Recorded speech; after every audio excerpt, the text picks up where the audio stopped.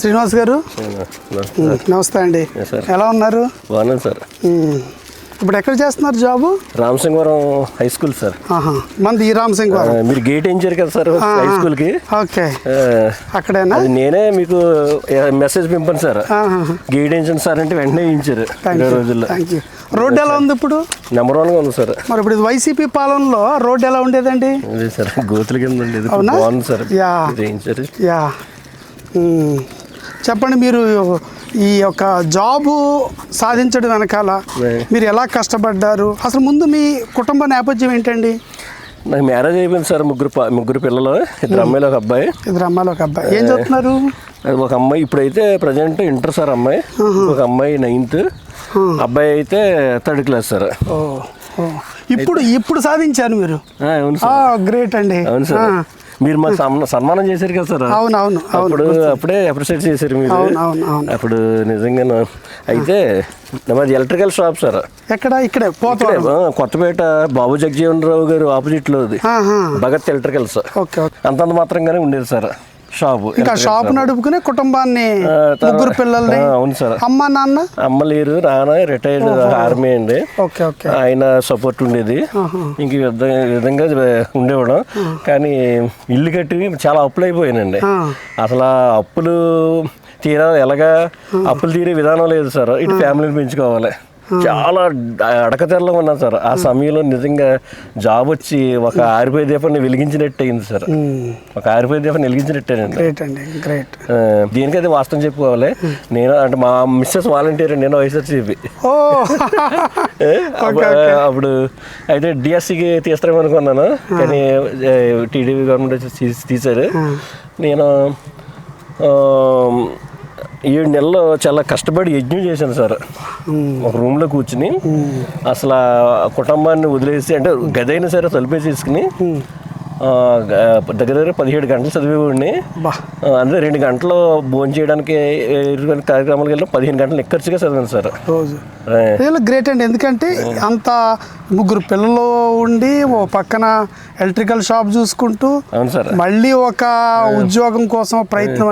అంటే ఈ డిఎస్సికి ఎలక్ట్రికల్ షాప్ క్లోజ్ చేసేసాను సార్. క్లోజ్ చేసేసి కూర్చున్నానండి. అది అసలు ఎన్నో నిద్రలేని రాత్రులు గడిపానండి. అసలు అందరూ నిద్ర అవుతుండగా నేను మెలుకుగుండి చదువుతుంటే చాలా బాధ కలిగేదండి. పడుకోలేను, మళ్ళీ ఇక్కడ లెసన్స్ కంటెంట్ అవ్వదు. అసలు అర్ధాకలతోటి గడిపాను, ఎన్నో నిద్రలేని రాత్రులు గడిపాను. చాలా కష్టమయ్యేదండి. కాకపోతే దాని నేను పైగా అందరిలాగా రెగ్యులర్ డిగ్రీ కాదు సార్ నాది. అంబేద్కర్ యూనివర్సిటీ చదివి బీఈడీ ఓపెన్లో కొట్టాను. తర్వాత ఈ డిఎస్సి ఓపెన్లో కొట్టాను సార్. ఎక్సలెంట్ అండి. ఇప్పుడు మీరు ఇంత స్ట్రగుల్ అయ్యారు, ఫ్యామిలీ. ఇప్పుడు ఉద్యోగం సాధించిన తర్వాత మీకు ఎలా అనిపించిందండి? నిజంగా చాలా కష్టానికి ప్రతిఫలం దక్కింది అనిపించిందండి. నిజంగా అయ్యి బాబు, ఆ కష్టం అంతా ఒకసారి తీరిపోయినట్టు అనిపించింది. అమ్మ బాబోయ్, నేను చిక్కిపోయాను కూడా సార్, నిద్ర లేక అంత ఇదే స్ట్రగుల్ అయ్యాను. నాకు చాలా హ్యాపీ అనిపించింది. నిజంగా లోకేష్ గారికి, ముఖ్యమంత్రి గారికి కూడా కృతజ్ఞతలు చెప్పాలనిపించింది. ఎందుకంటే నోటిఫికేషన్ ఇచ్చిన 150 రోజుల్లోనే ఉద్యోగ నియామక పత్రం ఇచ్చేయడం. అవును సార్. నోటిఫికేషన్ 150 రోజుల్లో ఉద్యోగ నియామక పత్రం ఇచ్చేయడం. ఈ మధ్యలో 200 కేసులు, తప్పుడు కేసులు ఆపాలని కేసులన్నీ క్లియర్ చేసి ఎక్కడ కూడా ఇబ్బందులు లేకుండా ఇచ్చారు. మరి ఇప్పుడు జగన్మోహన్ రెడ్డి గారు అండ్ వైసీపీ వాళ్ళు, మీరు వైసీపీ అన్నారు, మరి వైసీపీ వారు ఇప్పుడు అందరూ టెంట్లు వేసి రిలే నిరాహార దీక్షలు, ధర్నాలు, ఇవన్నీ రకరకాల చేసి దీన్ని ప్రశ్నిస్తున్నప్పుడు మీకేమనిపిస్తుంది? నాకైతే కొంచెం ఇబ్బంది కలుగుతుంది సార్, బాధ కలుగుతుంది. ఎందుకంటే ఇప్పుడు డిఎస్సి కొంచెం ఈ విధంగా ప్రచారం చేస్తున్నారు కదండి. చూసిన వాళ్ళందరూ నన్ను కూడా ఆ విధంగానే చూస్తున్నారేమో, కష్టపడ్డాను కదని నాకు కొంచెం చాలా ఇబ్బందిగా ఉంటుందండి నిజంగా.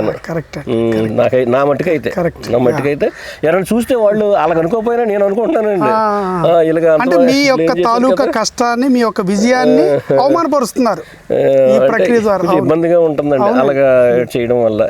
ఏం పర్లేదండి, ఎందుకంటే చంద్రబాబు నాయుడు గారు, అదేవిధంగా మనందరి నారా లోకేష్ గారు ఖచ్చితంగా ఈ యొక్క నిందలను ఏదైతే వాళ్ళు వేస్తున్నారో ఖచ్చితంగా వాళ్ళు బలంగా తిప్పికొడుతున్నారు.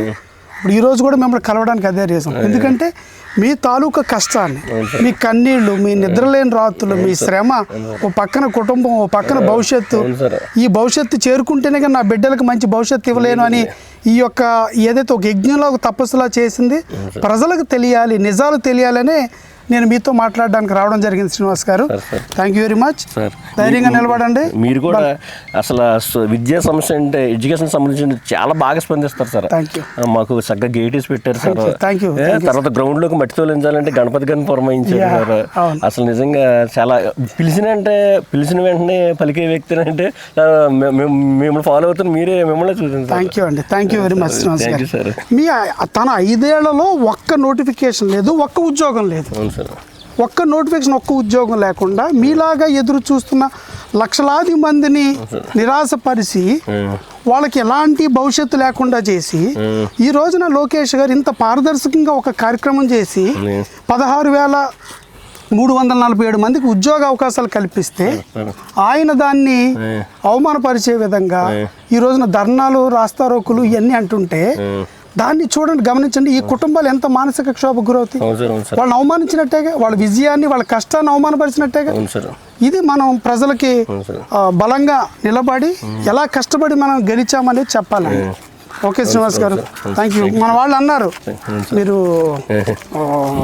చాలా కష్టపడి పైకి వచ్చారు అని, అందుకే ఇప్పుడు ఉంటే త్వరగా రమ్మని చెప్తాం. థ్యాంక్ యూ అండి. Thank you.